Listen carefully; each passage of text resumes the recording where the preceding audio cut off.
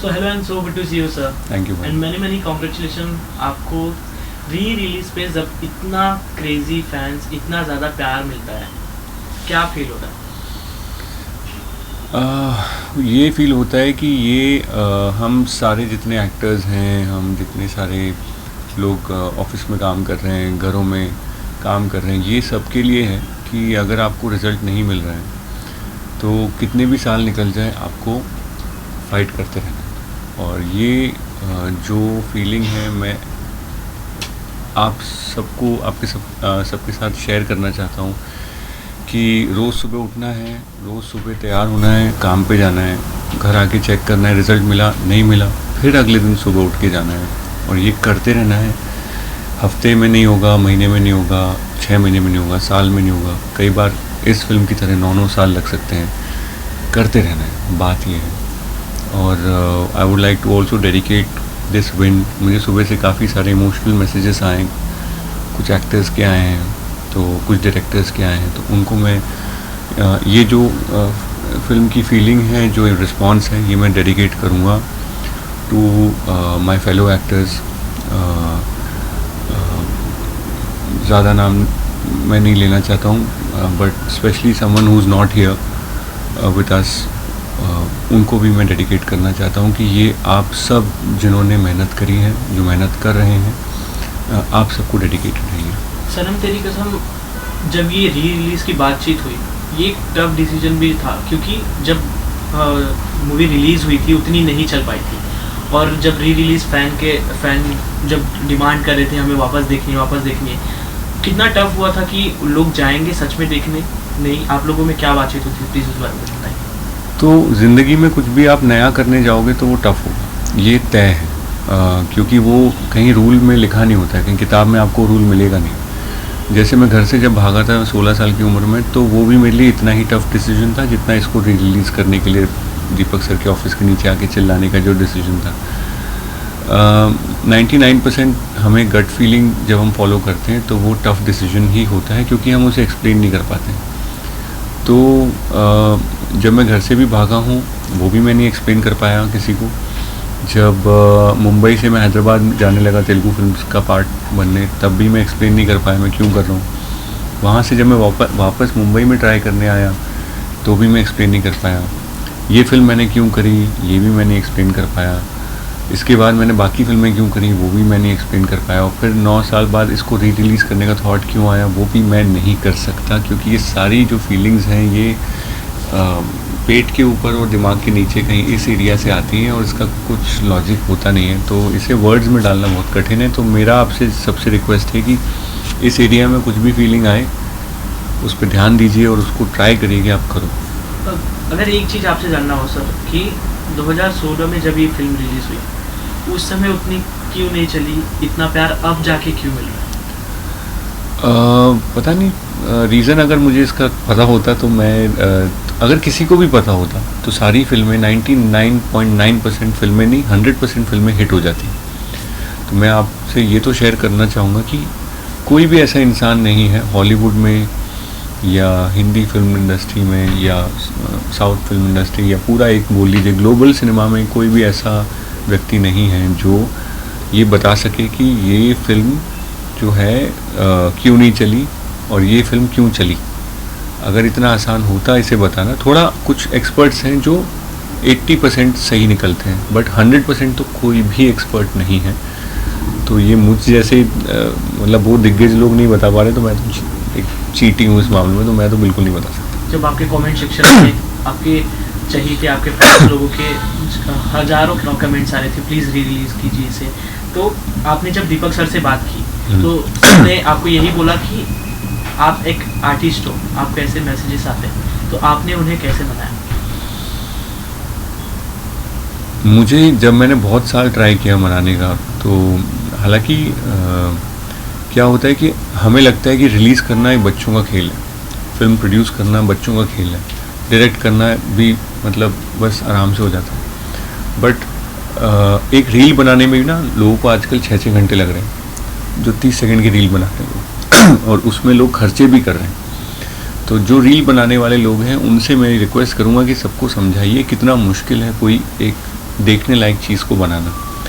तो मैं इसमें प्रोड्यूसर सर की बिल्कुल भी वो नहीं मानता कि उनको उनकी वजह से कोई, मैं मानता हूँ कि ऑडियंस ने नहीं देखा तो एक प्रोड्यूसर क्या करेगा। और तो वो एक्चुअली हमारी पूरी टीम ना एक तरीके से शांत हो गई थी इस फिल्म के बाद। मैं अपनी गलती मानूंगा काफ़ी इसमें ज़्यादा। जैसे क्रिकेट मैच हारने के बाद एक पूरी क्रिकेट की जो बस होती है शांत पड़ जाती है, कोई किसी से बात नहीं करता है। गलती किसी की नहीं होती है बट कोई किसी से बात नहीं कर पाता उस समय। वैसे ही मैं भी किसी से बात नहीं कर पाया 8-9 साल तक। तो कहीं ना कहीं मैं अपने ऊपर भी ये ब्लेम लूँगा। और फिर मैंने फाइनली जब मैंने उनको ऑडियंस को बोला इंस्टाग्राम पे कि आप लोग प्लीज़ इस कमेंट सेक्शन में आप लोग करिए जो आपको भरना है, और उन लोगों ने वो चीज़ को फोटो किया, लिखा। तो वो लेके फिर मैंने उनको नीचे लिखा था कि अगर आपने इतने इतने कमेंट्स कर दिए तो मैं कल दीपक सर के ऑफिस चला जाऊँगा।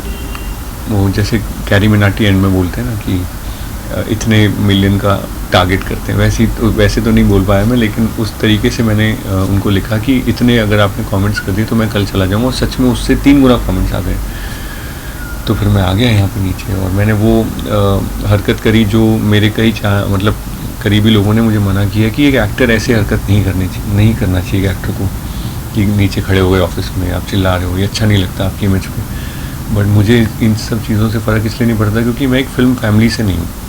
तो मुझे ये नहीं सोचना पड़ता है कि मेरी फैमिली वालों की इज़्ज़त कम हो गई, या मैं अकेला आया था तो मुझे फ़र्क पड़ता नहीं है। तो मुझे कल भी अगर पार्ट 2 के लिए नीचे बैठ के 11 दिन का अनशन करना पड़ेगा तो मैं वो भी करूँगा आप लोगों के लिए।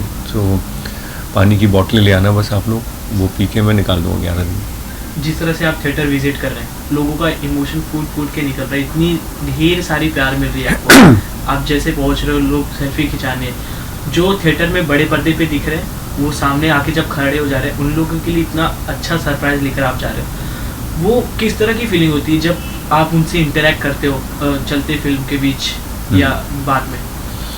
मैं जब भी रास्ते में जैसे कोई मंदिर दिख जाता है तो हमारी ऐसी आदत होती है ना, वैसे करते हैं। तो मैं हमेशा जब भी मंदिर दिख जाता है मैं ऐसे करता हूँ, तो मेरे वर्ड्स में सुनता हूँ मैं क्या बोल रहा हूँ। तो वहाँ मैंने कभी भी अपने आप को पाया नहीं है कि मैं मांग रहा हूँ कुछ, मैं हमेशा थैंक यू बोल रहा होता हूँ, कुछ लाइफ में है या नहीं है। तो वही थैंक यू बोलने में ये थिएटर जा रहा हूँ।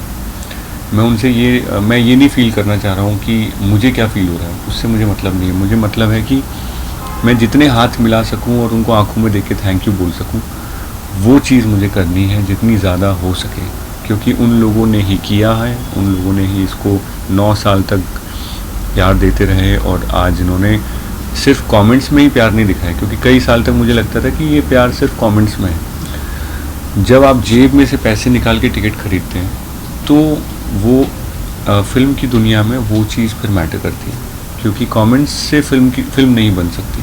फिल्म बनती है टिकट सेल से, जो मैं इतने साल से बोल रहा था, और फाइनली सब लोगों ने उस चीज़ को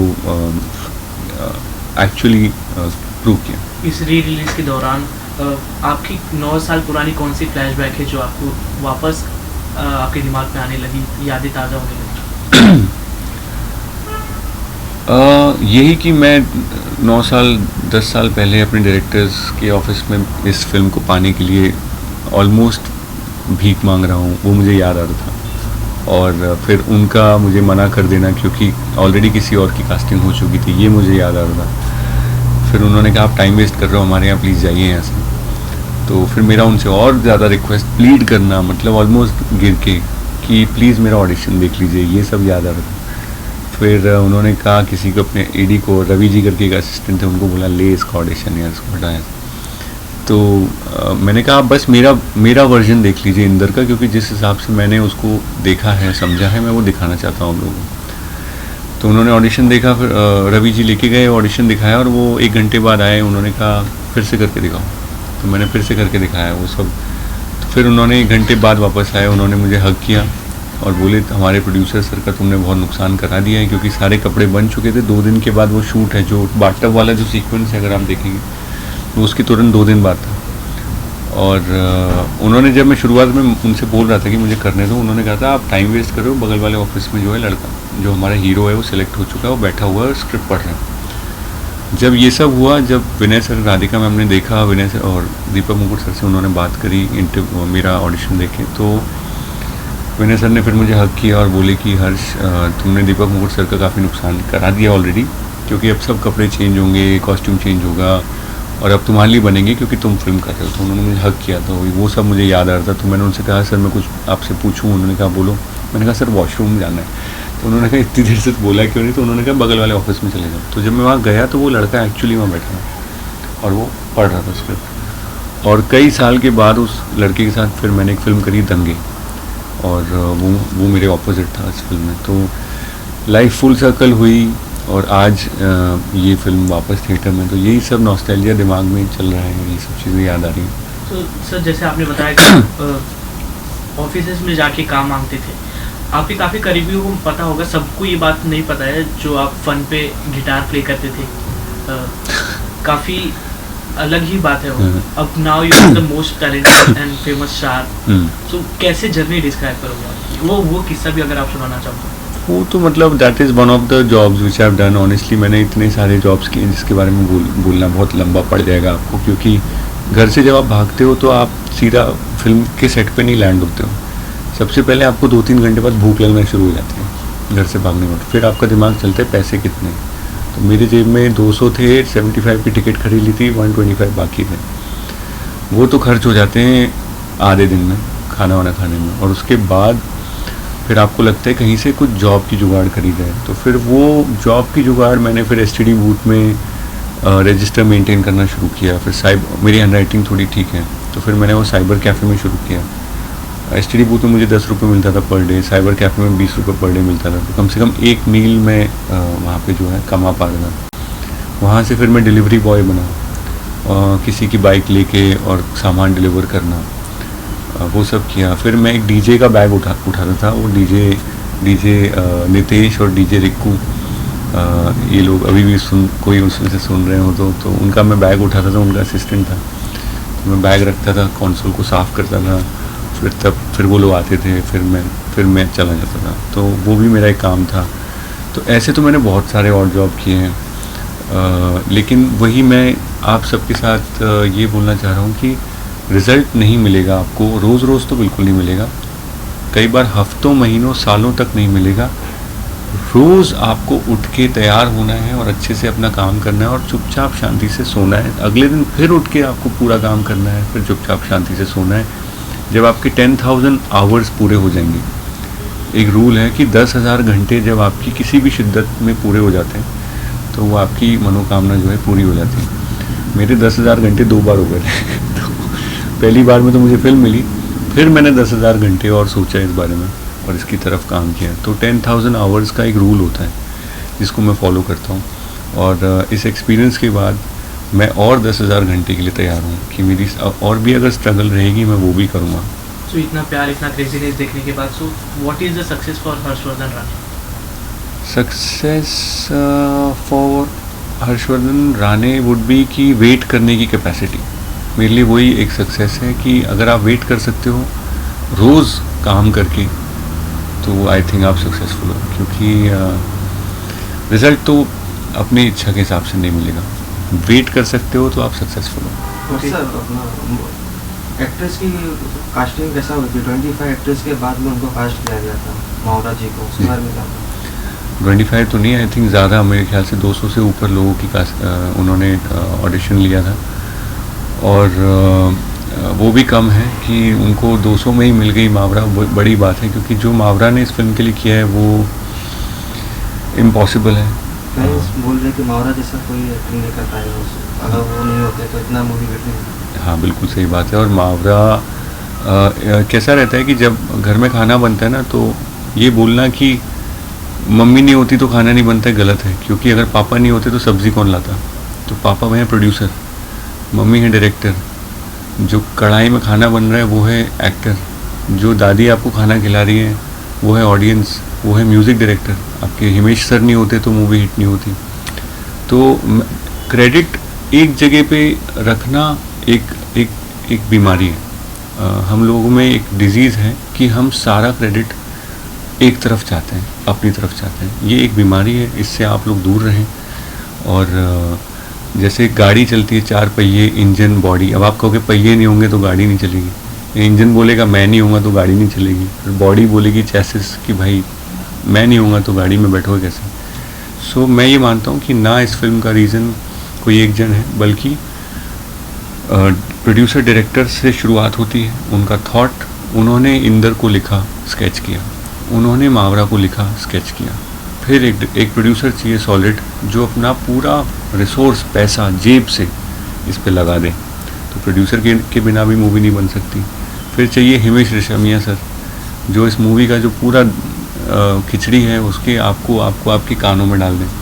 तो उनकी वजह से ये मूवी का जो हमारे सोल में ये मूवी का इमोशन उतरा है, हिमेश रेशमिया सर की वजह से उतरा है। फिर आते हैं एक्टर्स जो इस थॉट को आपकी तरफ लेकर जाते हैं। सो किसी भी फिल्म में, किसी भी सिटी में, किसी भी प्रोजेक्ट में एक चीज़ पे उंगली रखना बेवकूफ़ी कहलाएगी। और हर किसी को आपको, जैसे अभी आप लोग इंटरव्यू ले रहे हैं, आप कैमरा पकड़े खड़े हैं, आपके बिना इंटरव्यू नहीं होगा, बट अगर ये माइक नहीं होता तो इसके बिना भी नहीं होता। फिर लाइट ज़्यादा खड़े, लाइट नहीं होगी तो इंटरव्यू नहीं। एक जन को कभी क्रेडिट दे ही नहीं सकती, इसलिए मैं कभी भी सिर्फ मैं हमेशा देखता हूँ कि सारी टीम को किसी भी चीज़, कोई भी चीज़ बनती है वो टीम की वजह से बनती है। एक बैट्समैन या एक बॉलर की वजह से कोई नहीं जीतता। अगर पार्ट 2 बनता है तो सर अपना खुशी में किसको देखते हो? आपको आप आ जाओ। नहीं, मैं तो सर, मैं देखना, मैं प्रोड्यूसर का बेटा थोड़ी हूँ कि मैं मतलब मैं इसको देखता हूँ उसको देखता हूँ। सर मैं एम्प्लॉई हूँ, आप आ जाओगे तो मैं आपके साथ कर लूँगा। नहीं, कोई भी आए। और ये मतलब आप ऐसी कुछ टेक्नोलॉजी बना लो कि हमारा वो इंसान ज़िंदा हो जाए, तो मैं आप ही को बोल दूँ कि आप ही राइटर बन जाओ इसके। तो थोड़ा सा हमें प्रैक्टिकली सोचना पड़ेगा कि एक ही सच है दुनिया में, वो है टू डाई। करेक्ट। आप इसको डिफाइन नहीं कर सकते। कोई भी बड़े बड़े महात्मा भी इस चीज़ से बच नहीं पाए, राजा महाराजा, कितना भी पैसा आपके पास होगा, जो एंड होता है वो डेथ होती है। और डेथ के बाद अगर आपके पास कोई टेक्नोलॉजी आ गई है तो मुझे प्लीज़ बता दो, क्योंकि मैं अपने पहले डैडी को ज़िंदा करना चाहूँगा, उसके बाद सेकंड सबसे पहले मैं मावरा के कैरेक्टर को जिंदा करूँगा। अच्छा, 14 फेब को भी लगेगी, मतलब कंटिन्यू रहेगी मूवी? सर मैं तो प्रोड्यूसर का बेटा नहीं हूँ सर, ये सवाल मुझसे क्यों पूछ रहे हो? लोग देखेंगे तो सर क्यों नहीं रहेगी। ओके, सो लास्टली जो आपको इतना ज़्यादा प्यार कर रहे हैं, फिल्म को इतना ज़्यादा प्यार कर रहे हैं, उनसे क्या कहेंगे? और सनम तेरी कसम 2 के लिए क्या कहेंगे? ये फिल्म का जो सक्सेस है मेरे सारे उन एक्टर्स को भी मैं देना चाहता हूँ जिनसे शायद मेरी इतनी बातचीत नहीं है, बट मैं उनकी मेहनत देख रहा हूँ काफ़ी सालों से। और जो ज़िंदा हैं, जो नहीं हैं, उन सभी को मैं ये सक्सेस समर्पण करना चाहता हूँ। और क्यों हुआ है ये फिल्म? ये ऑडियंस की वजह से, जो एंड में आके किसी भी चीज़ को ज़िंदा कर सकते हैं। पार्ट 2 के लिए मैं ये कहूँगा कि पार्ट 1 के लिए मैं नीचे आके चिल्लाया था, पार्ट 2 के लिए मैं 11 दिन नीचे पानी पी के अनशन करूँगा। Thank you so much. Thank you sir.